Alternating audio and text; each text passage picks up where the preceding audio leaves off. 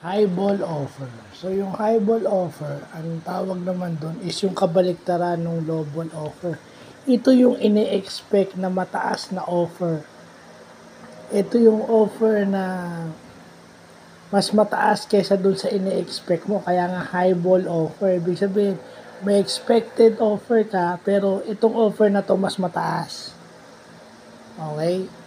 So, bakit dapat alam natin itong low ball offer at saka high ball offer? Kasi pag gumawa ka ng correspondence na technically for business negotiations at yung tinatawag nilang BATNA o yung best alternative to a negotiated agreement, yan, papasok yung high ball offer at saka low ball offer na yan. Papasok yan.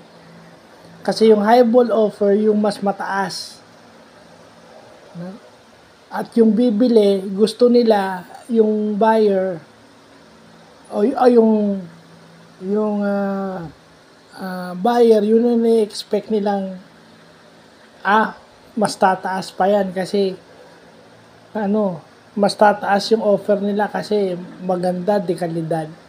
Pero pag sinabi mo namang lowball offer, ay mas mababa pa pala kasi ito yung inaasahan ko. So, dyan papasok yan. Usually, pag dekalidad, compromise yan. Magmi-meet sila sa gitna. Di ba? Yan yung mga factors dyan sa best alternative to a negotiated agreement or yung BATNA na tinatawag.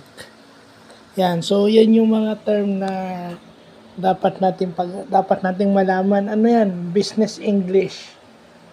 Yun yung mga English na ginagamit sa business world and sa management world. Okay? Pag nasa industry kayo, di ba? Yan ang ginagamit. Depende sa industry kung ano kayo, kung anong klaseng business ang pinapatak, kung sa anong business kayo nandyan, yun. Yung lalo na pag nag-o-offer kayo, di ba? Yung high ball offer tsaka low ball offer, yung BATNA yan, lalabas at lalabas yan. So, yun lang po.